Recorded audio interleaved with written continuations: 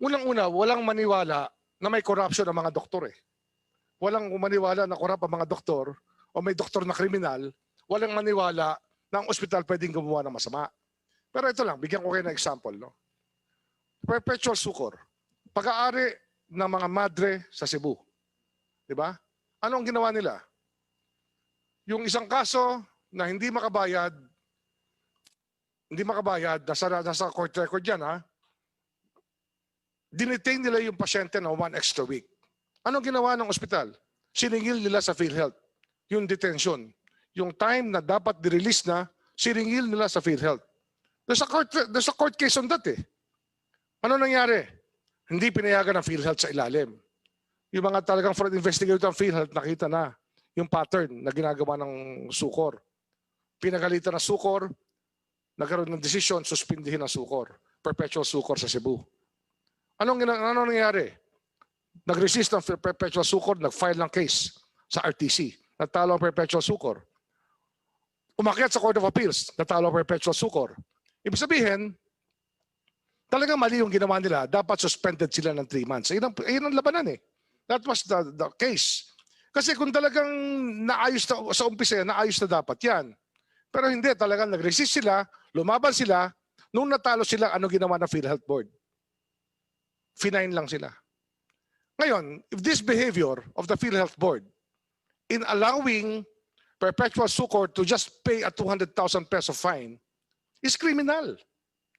Kasi it sends a signal sa lahat ng mga corrupt na mga ospital na private, even probably some public ones, na wala namang mangyayari sa'yo pag giniloko mo ang Philhealth.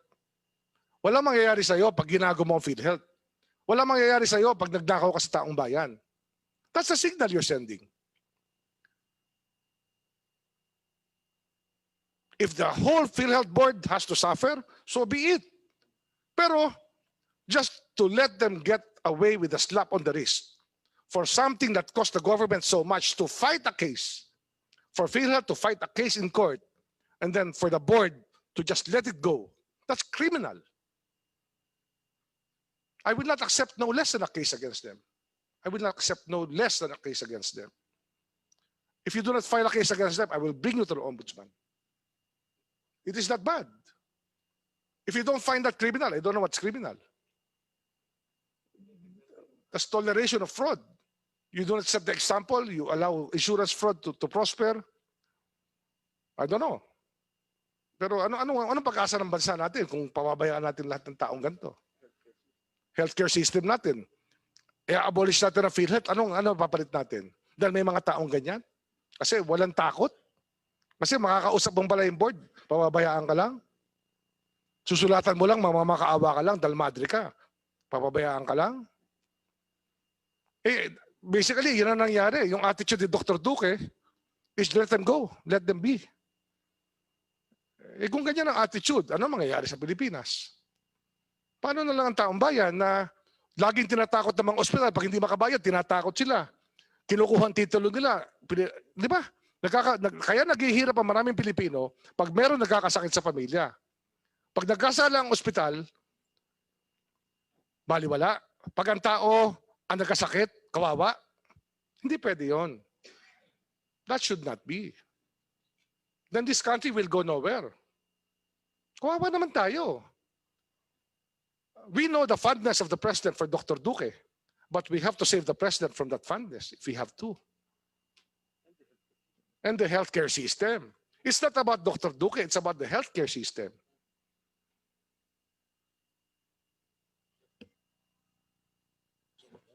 Thank you, Honorable Remulla.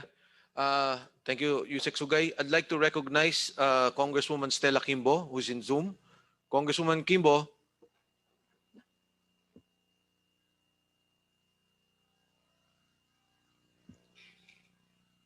Congresswoman Kimbo, you're recognized. Narinig niyo po ba kami? Mr. Chair. Yes, we can hear you.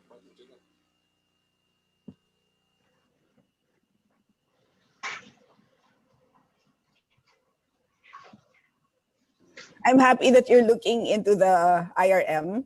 So, And nabanggit nyo nga po na mukhang they went beyond the parameters, which is very consistent naman po with the findings of the TWG.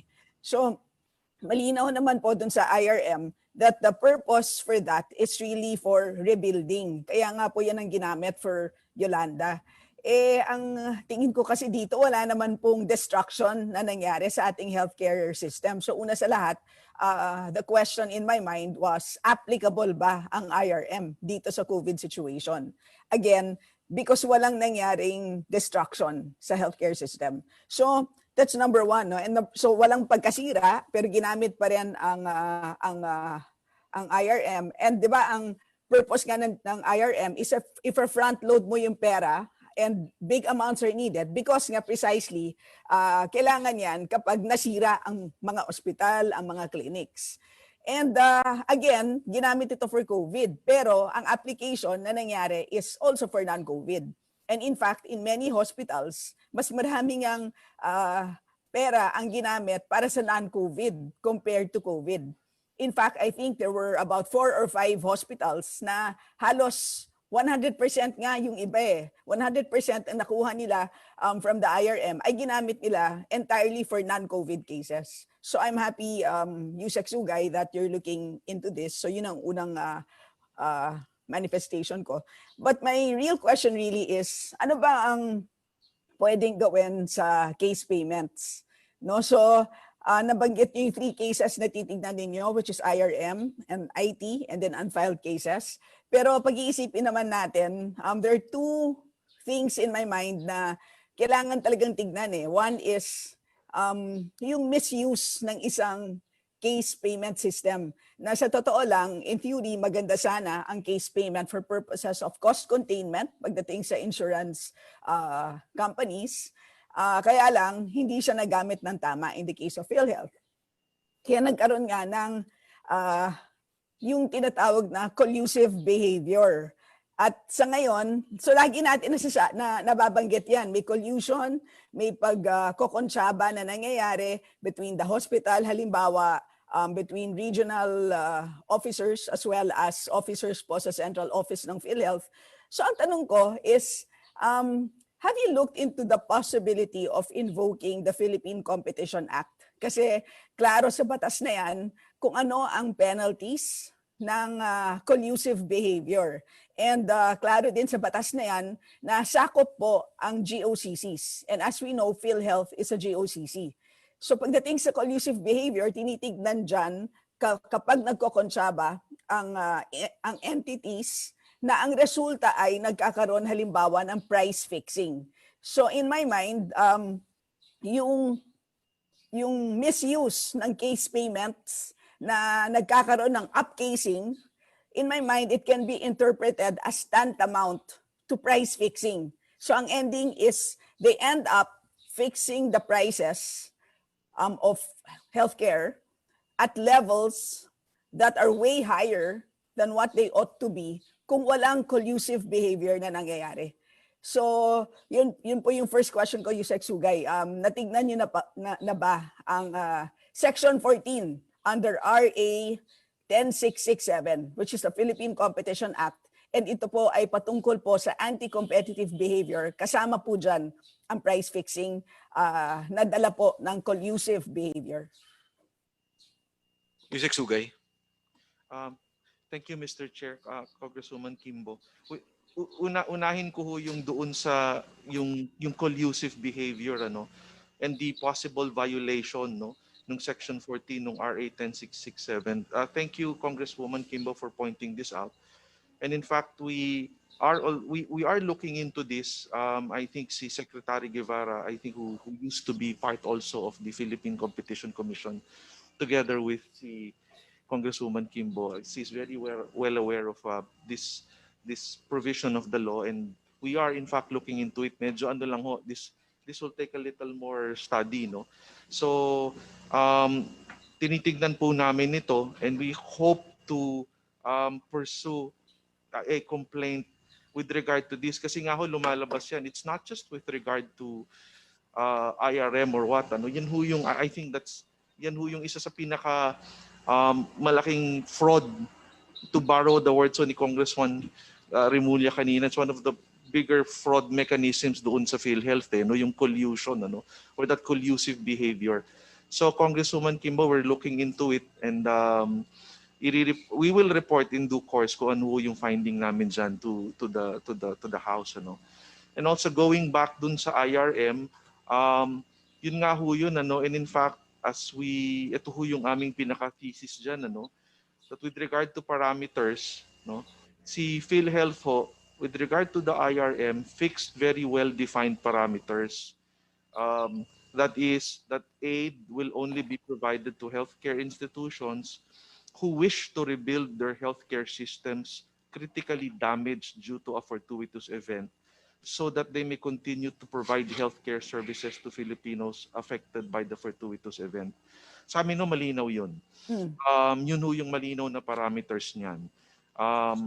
Ako rin ho, I remember in one of those hearings, with yung aming resource persons dun sa task force.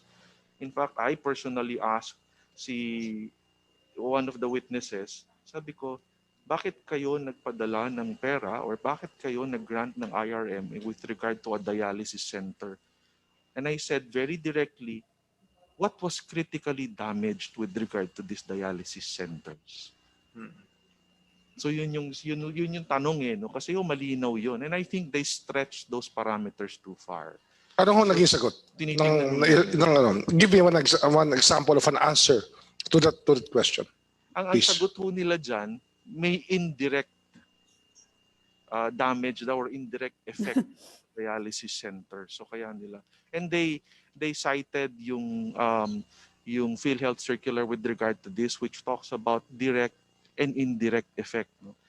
But if you read that particular portion of the circular very carefully, it only talks about, for instance, kunyari merong hospital ho, na nasira, na tinamaan ng bagyo, So may outpatient services yan. May patients who are directly affected by the calamity, at merong indirect, yun lang ho yun. You talk about the same healthcare facility. We're not talking about another healthcare facility. So ang entitled lang mo sa IRM under those circumstances is the healthcare facility that was actually damaged, critically damaged. Hindi yun naman ibig sabihin niya na physically, critically damaged. It could also be kamukha ho dito sa pandemic, di ba? That certain hospitals, ang nangyari, talagang yung capacity was really stretched. That could also qualify as critical, being critically damaged to the extent that they might need aid from PhilHealth in order to continuously provide healthcare services. Pwede ho yun. Pero maski ako personally, hindi ko maintindihan ano yung critical damage sa dialysis center. Hindi naman siya stretched. Hindi yun indirect effect. So yun ho yung mga tinitingnan namin. So Congresswoman Kimbo, we're looking into, again, just to summarize, with the matter of yung collusive behavior, and I think that should be really looked into because that is clearly a behavior that goes on in PhilHealth and has been besetting PhilHealth for many years already. We're looking into it po. And with regard to the IRM, ito ho yung mga bagay na tinitingnan namin.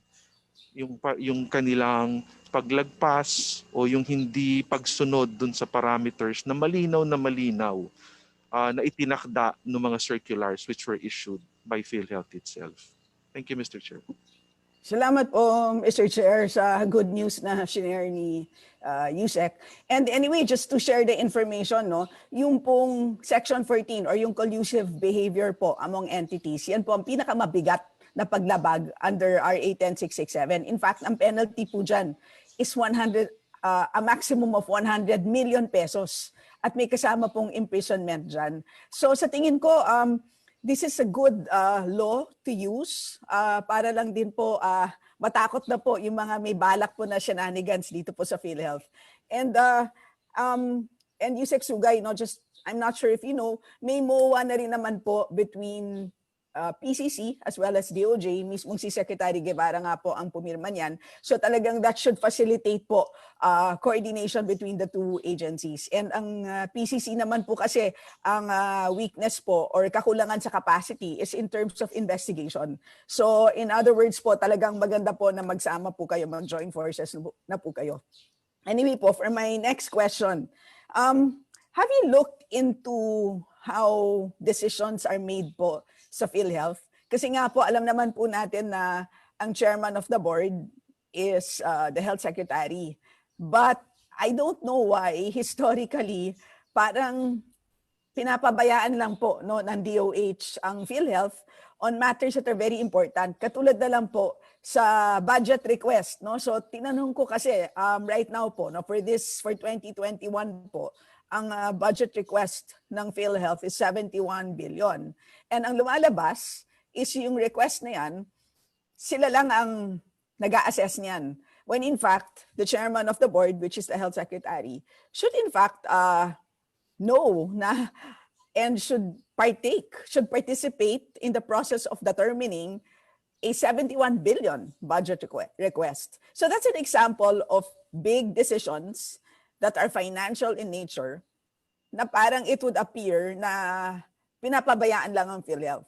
So, tatanong ko lang po, no, hindi ako abogado, so I'd like to know, sa ganyang sitwasyon, ano ba ang mga potential liabilities dyan? I mean, is that, in my mind, kasi it's a form of mismanagement, which resulted in a tremendous cost to government. Yusek. Mr. Chair, Congresswoman Kimbo, ano ho yan, makikita niyo ho yan kasi I suppose when you talk about yung ano bang tawag natin dyan, the decision-making process, yung ano ho nila sa loob, ano, yung role ng board, yung role ng officers, ano.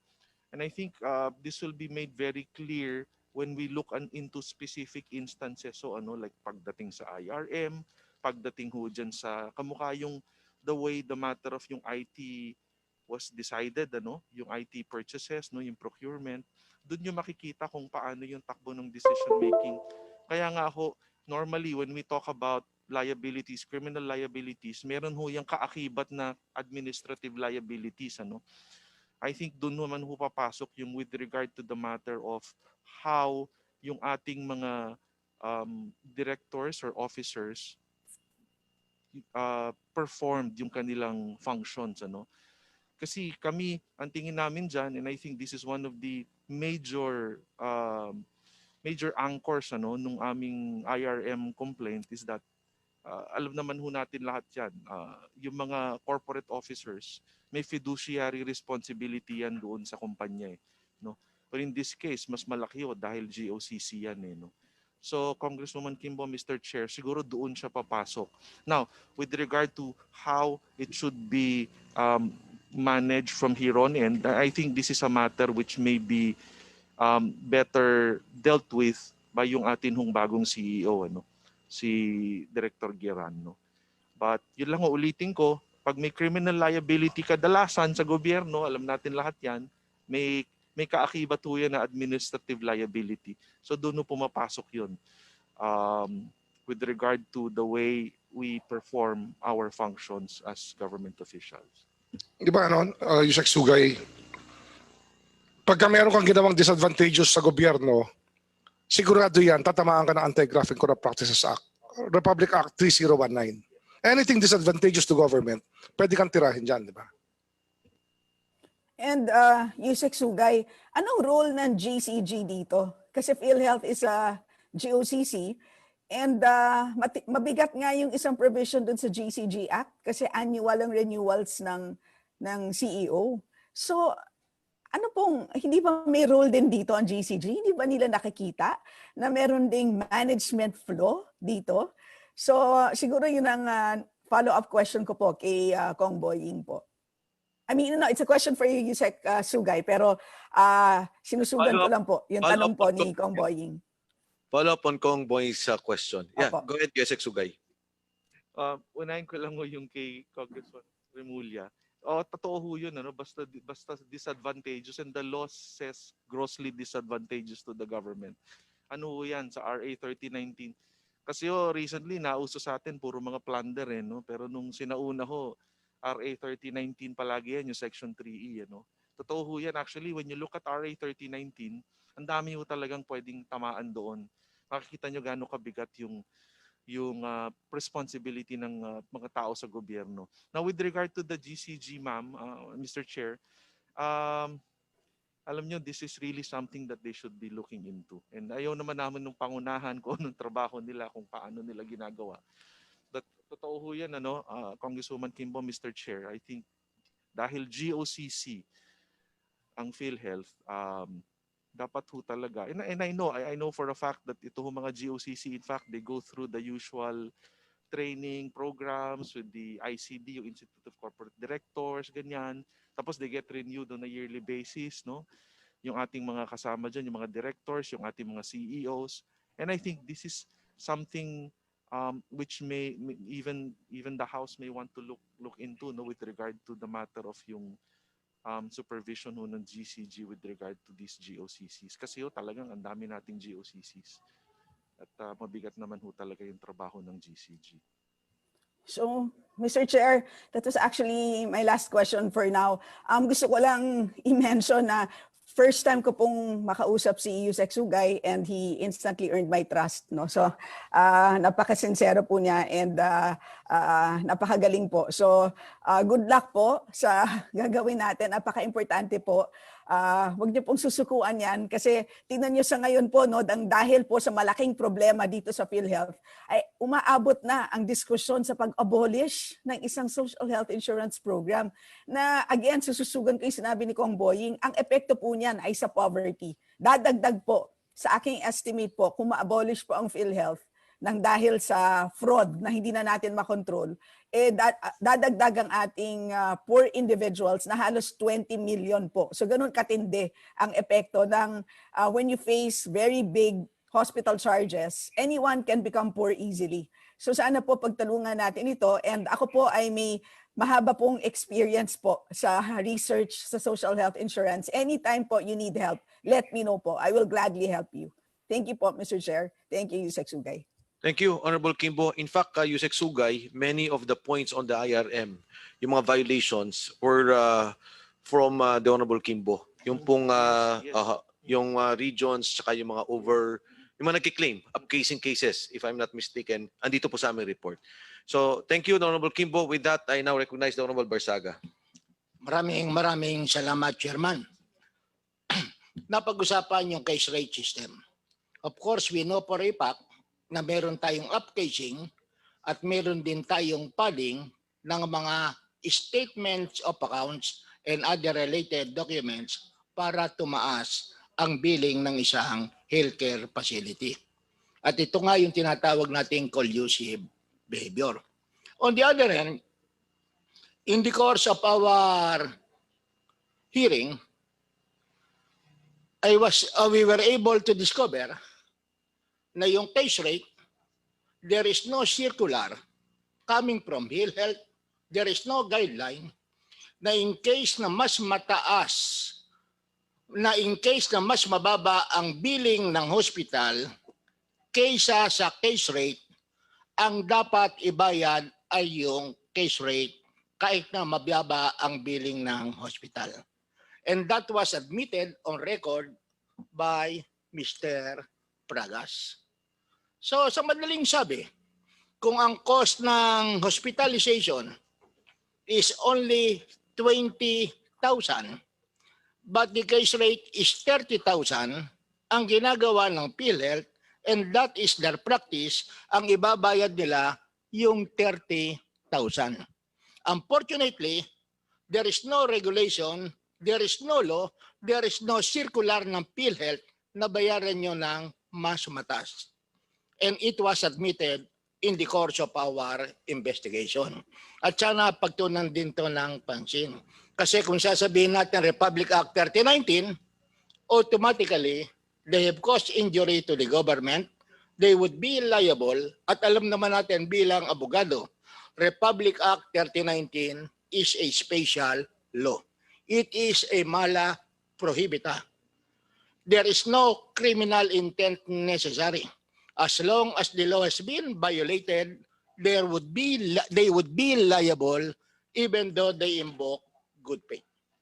Yun ang consequence niyan. And perhaps it's about time na ayusin natin ang Philhealth. Pangalawa, of course, alam natin yung mga board of directors ng Philhealth under the existing laws, most of them are cabinet secretaries, which on my personal observation, wala na silang oras para pag-aralang mabuti ang policy at ang mga dapat gawin sa Philhealth. Right now, there is a move either to abolish or reorganize Philhealth. Sa pananaw ng Department of Justice, ano ba ang inyong magiging proposal in the event that we shall have a remedial legislation to address this issue?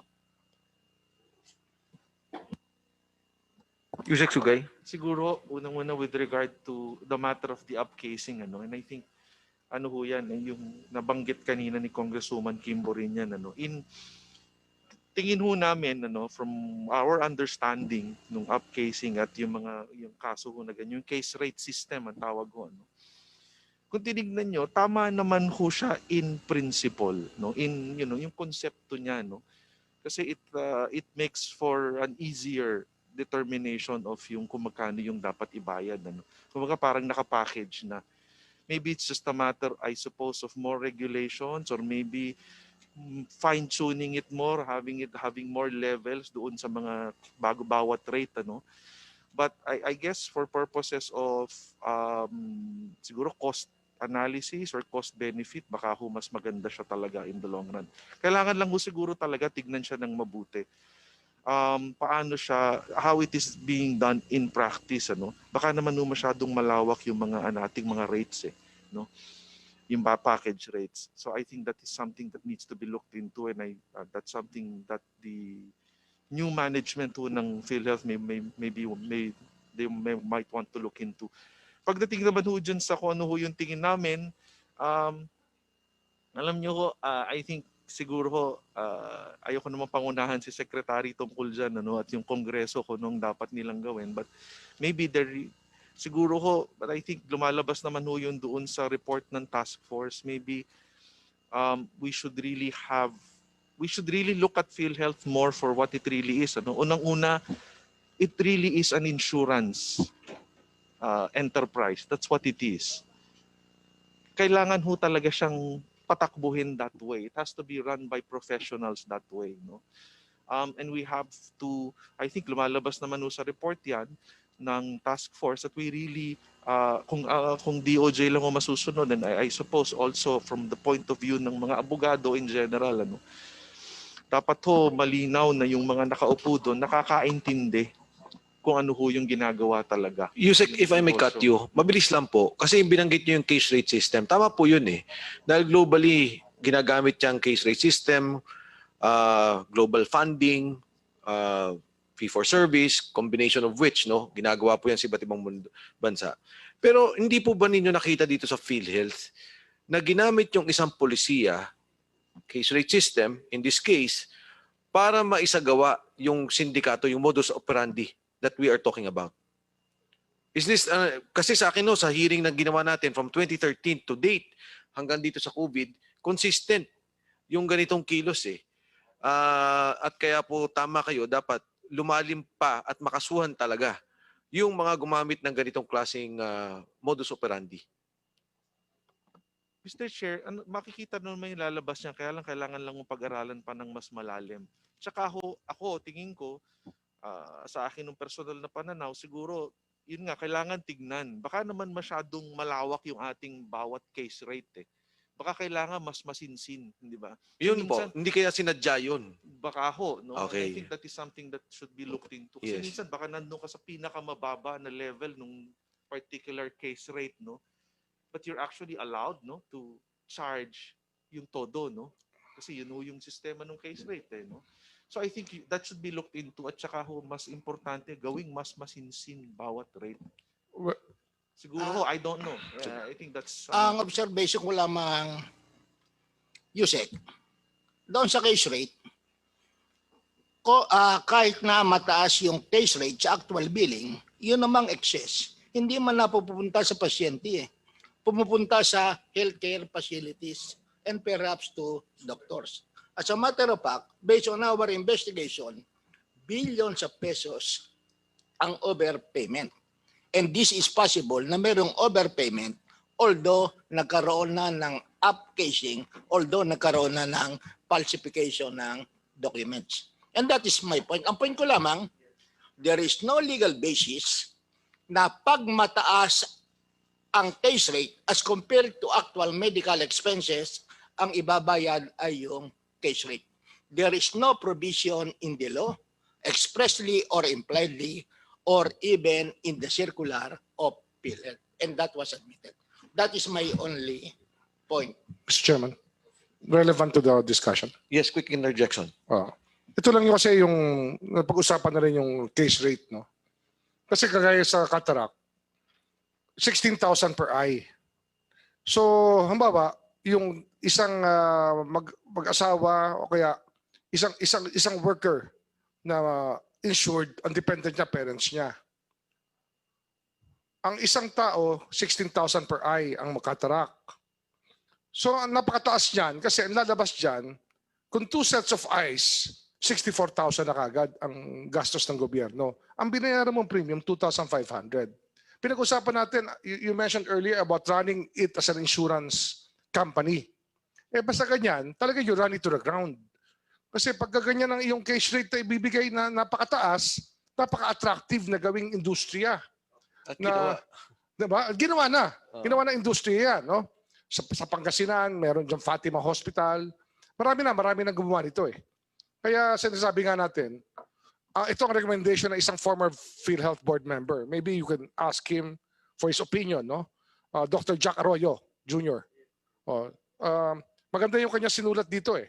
Sinasabi niya nga ibaba natin yung presyo to 10,000 or to 8,000 per eye. Kasi mababa na naman ang cost ng lens eh. Pero why are we charging it allowing this to be charged so high? Diba? Dapat ma-rationalize din ang case rate. If we will retain the case rate, is to be rationalized on the low end, not the high end. Just another interjection. You have the floor, the Honorable Yes. Barsaga. In case of overpayment, napupunta sa ospital. Kung sakasakali namang mababa ang case rate as compared to the actual expenses, yung pasyente naman sa private hospital ang nagbabayad ng difference.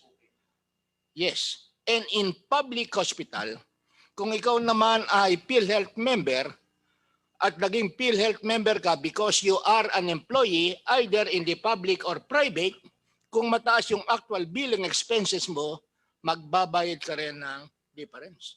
So we don't see the point. It is always to the damage and prejudice of the patient. Pag malaki ang billing niya, babayaran niya ang difference sa case rate. Pag maliit naman ang billing niya, as compared to the case rate, the government will pay the higher case rate na mapapupunta naman hindi sa pasyente, kundi sa hospital. So that is our point. Hindi na natin pinag-uusapan dito ang upcasing, pati na ang falsification ng mga statement of accounts and billing statements.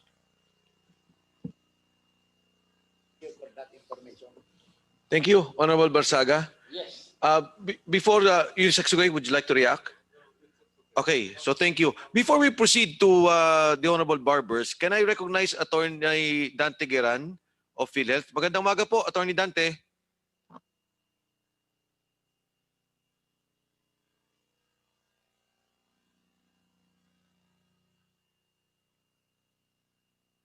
Pasensya na po kayo at medyo magulo po ang signal natin currently. But Sir, Attorney, good morning po. yes, morning Sir, Attorney. good morning po. Good morning Kamusta po. po kayo? Kamusta po yung inyong test sa I I will be having another round of test Saturday. Pero sa ngayon po, sir, nasa bahay lang po ako, naka-quarantina. Pero I'll assure the Honorable Congressman Mike Defensor and the rest sa kongreso natin na I'm still working. I'm working and almost every day we're having meetings via Zoom. So nagtatrabaho ako, sir, kahit na nasa bahay. Thank you po. Yes, totoo po yun. Para po dun sa mga nanonood sa atin. Actually, si Attorney Geran last week, gusto rin ho mag-committee hearing. Ang sabi ko, magpahinga muna at magpa-check up para ho ma-ascertain yung kaso niya dahil marami hong nag-positive doon sa Philhealth of. Geran, ang question ko lang po, mabilis. Yung pong privatization, Attorney Geran, ano po ang stand nyo dyan? Narinig nyo na po yan ang galing sa ating Pangulo. Nakamute po, Attorney Geran, sorry.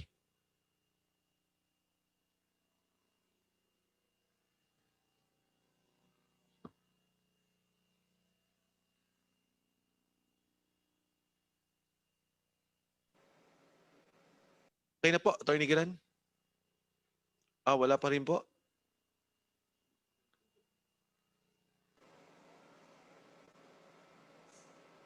Attorney Geran?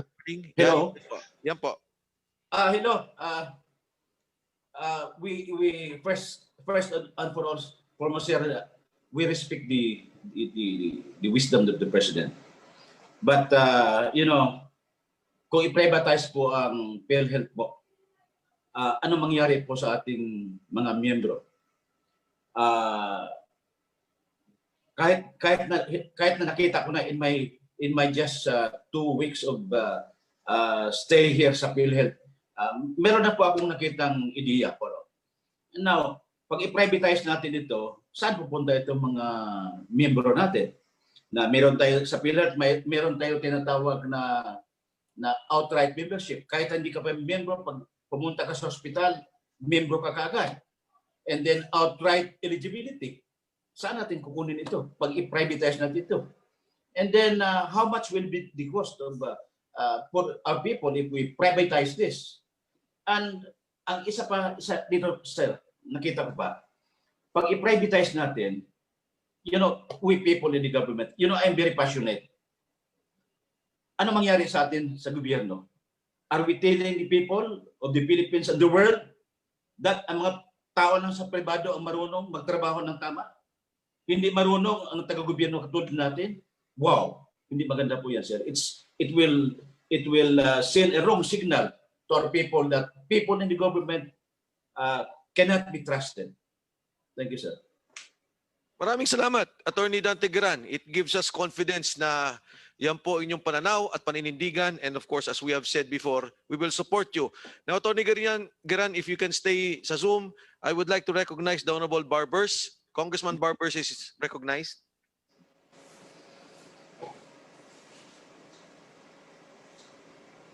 Yan. Can you hear me, Mr. Chair? Yes, Honorable Barbers, we can hear you.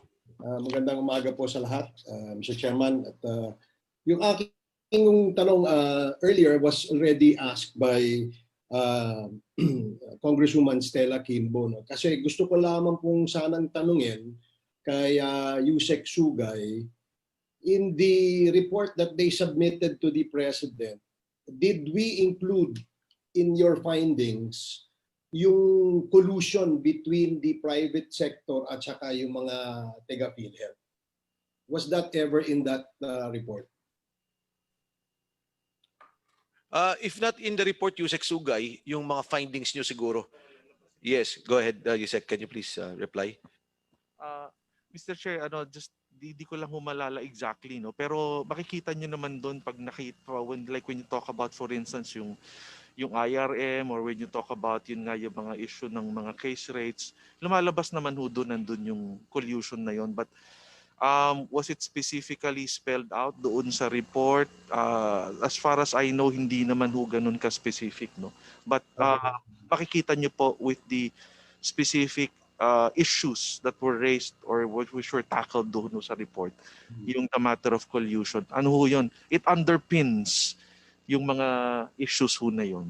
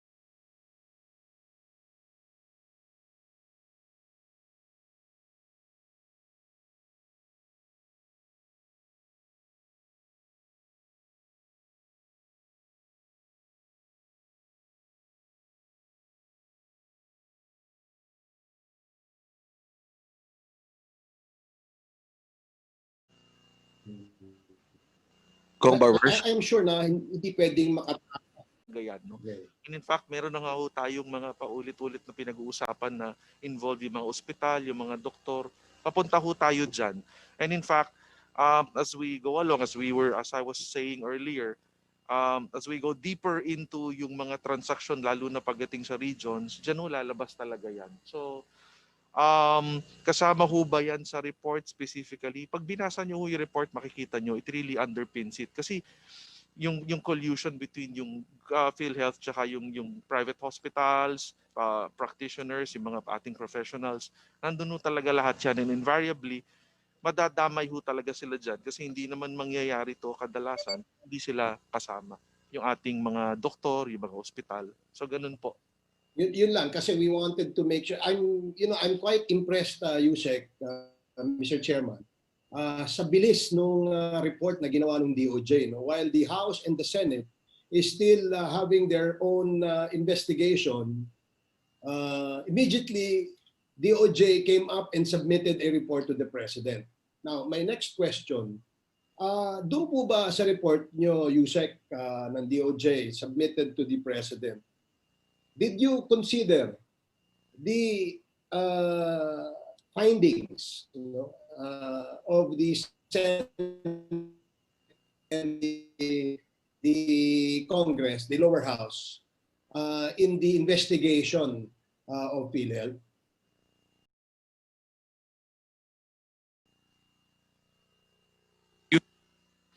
Yung sa House po, wala pa ho yung report no? Pero yung sa Senate po, yun, kasama yung binasa namin ng gusto yun. Kasama yung mga findings ng Senate. We took that into account when we were preparing po that report. Congressman Barbers, if you recall, nagkaroon po tayo ng meeting with GOCC Sugay as part of the TWG preparation. Pero yung submission po natin, hindi pa ho natin officially naisagawa. This will be submitted next week. But in fact, GOCC Sugay was also aware of yung po mga kaso na ipinipila natin. And nandito rin po doon sa mga binanggit niyang kaso, Congressman Barbers. Well, yun nga, no, Mr. Chairman, kaya nga ulitin ko, I was impressed with the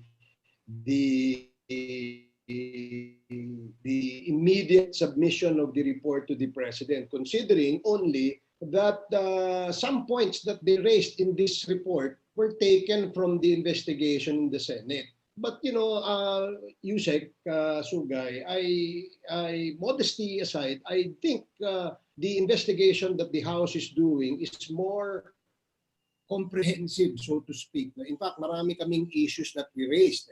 Hindi lang kami nag-focus dun sa IRM, dun sa case rate, dun sa upcasing. Marami pang other issues. Kaya nga, I'm glad when I read in the papers that continuing yung inyong investigation, meaning you will still have a lot of reading that you can do with respect to the reports that will be submitted by our committee in the House para ma-consider yon in your submission of report to the President. Am I correct to assume that, Yusek? GOCC Sugay.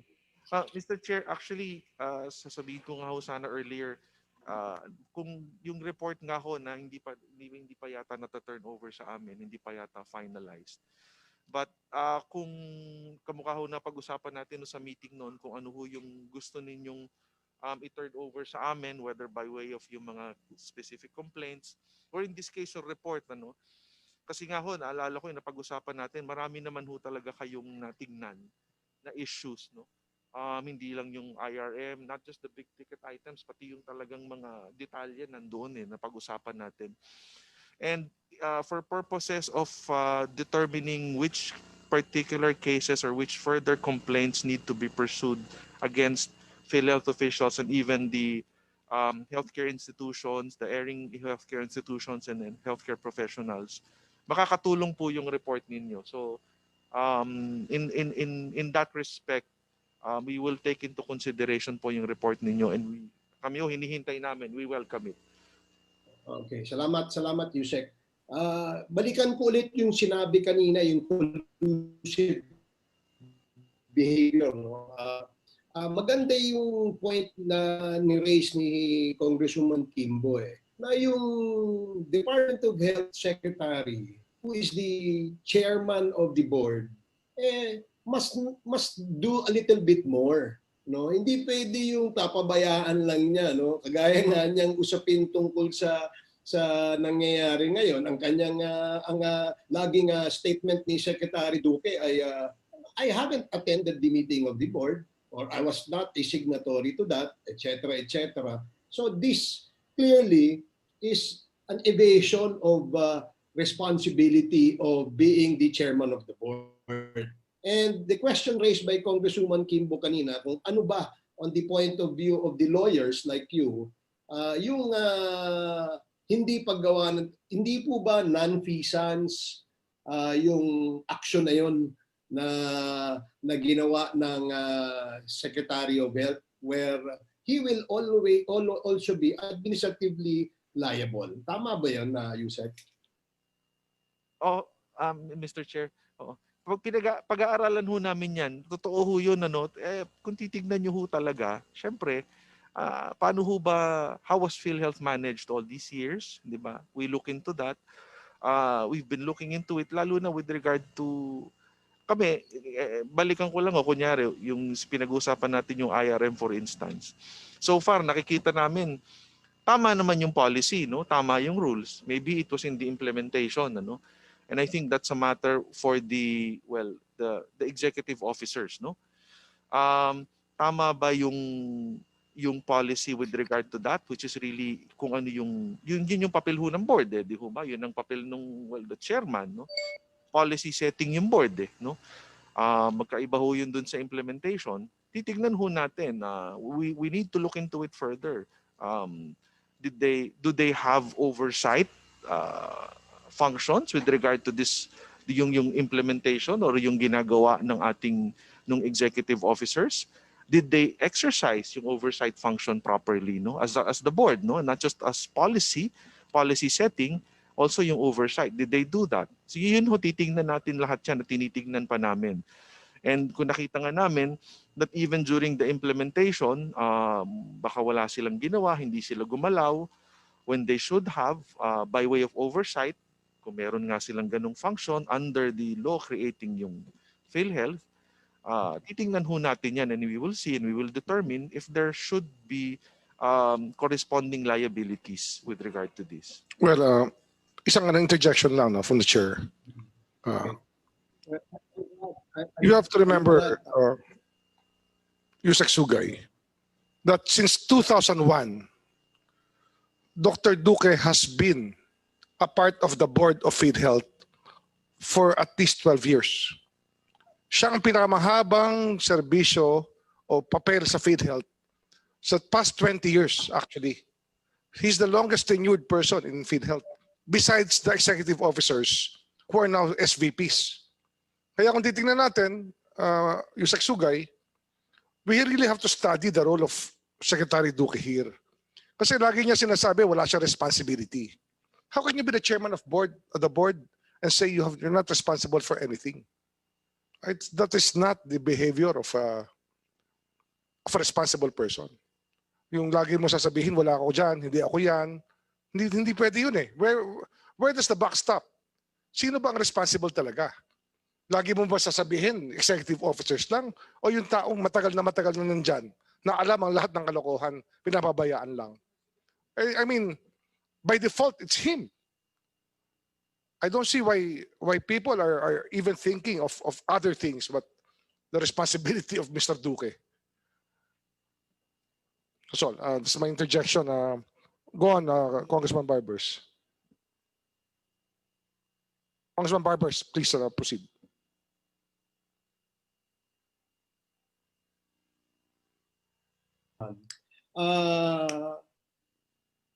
I was informed that the members of the board, including the chairman, are getting paid just for signing board resolutions or just attending. Is that correct, Mr. Chair? They get a per dime. Ang remark ni Yusek Sugay, may per dime daw sa bawat board meeting. Ayun nga eh. And then pagdating sa responsibility, wala nang pakialam. Pero sa per dime, I think they're receiving the per dime. there must be some records to show that they are receiving these per dimes, no? Every time the board comes up with a resolution. So having said that, Mr. Chair, alam ko naman na tinitingnan niya ng DOJ, no? Kasi nga yung sistema, according to the hearings that we had, we were informed na ang practice ay yung execom will draft a resolution, draft the agenda, and then route it to the members of the board for their signature. Meaning, hindi pinag-uusapan. Baka nag-uusap lang dun yung execom or yung isang departamento. It is pretty obvious, Mr. Chair, na ganun yung nangyayari. For instance, no, yung role ng SVP for Legal, Yusek Sugay, I'm sure tiningnan nyo rin yan. Correct ba ako dyan? Yes, Mr. Chair. Okay. Say, Mr. Chair, we're looking into it. okay, so in the initial report that you submitted to the President, there was, I don't know, I believe there was no mention of the SVP for Legal in his administrative liability. Am I correct? Tinitignan ho namin yan, hindi po pwede kasi kung titignan niyo siya doon sa organizational structure ng Philhealth, ang laki ho talaga ng coverage o ng scope ng kanyang functions eh. So hindi ho talaga pwedeng hindi tignan yung role ng SVP for Legal. In fact, yun lang nga hong role niya as a member of the Execom, ang laking bagay na. So nandun ho talaga yon. Kung hindi man specific dun sa report, makikita nyo ho yan, if you read the whole report, nandun yan, nandun ang papel niyan, malinaw yung papel niya. At hindi ho po pwedeng, hindi ho pa pwedeng makalusot. So initially ho, ano hong inyong findings sa kanyang liability, Yusek? Initially, for instance, with regard dito sa IRM, sa IT, lahat naman ito dumaan sa kanya eh, lalo na particularly with regard to his membership sa Execom, no? Ang laking bagay ho nun. And also, with regard to all those cases na hindi na-file, yung mga ganon, yung mga complaints. So, meron ho talaga. Tinitingnan ho namin ito and we're preparing the necessary complaints against lang po pati ho yung ibang officers. So, meaning in your initial report submitted to the President, wala pa hong mention tungkol sa. As far as I know, hindi naman no specific. It's really Yusek? more a general liability ng mga officers po. Yusek? Okay. Yes, Kong Barbers. Yes. In the opinion of Yusek Sugay, no, did the SVP for Legal inform you kung ano yung legal basis for passing an IRM or implementing the IRM? Meron mo bang legal basis yun? Yusek Sugay? Mr. Chair, Congressman Barber, sa amin nung pag-aaral, malino naman no yung basis ng IRM, ano. Meron namang previous issuances, no. So nandun naman yun, no. So meron naman. I think if I remember correctly, it was started after the 2013 Philhealth issuance po nung dating CEO, si Attorney Padilla. I think it started in 2014 if I'm not mistaken, nung Yolanda. That's Great. correct. Just to follow up on the points being raised by Congressman Barbers, sinasabi po ni Atty. Del Rosario, lahat ng findings at report ninyo na sinabit kay Presidente, dahil po sa kanya. And therefore, kaya nga daw po siya, wala siyang kaso. And lahat po ng ginawa ninyo ay nanggaling po sa kanya. Is this true? Hindi naman ho. Hindi ho totoo yun. Although he was one of the resource persons, one of the persons we invited to speak before the task force, kung ano ho yung at least his side of what happened sa Philhealth and particularly within the scope of yung office niya. Marami naman hong naging sources yung report na yon, hindi lang naman siya, no. So And hindi in ho fact, totoo na siya yung naging parang cornerstone or basis ng ginawang report ng Department of Justice? I categorically say na hindi po. Thank you. Kasi pala pa. And categorically, we cannot say right now that Attorney Rodolfo Del Rosario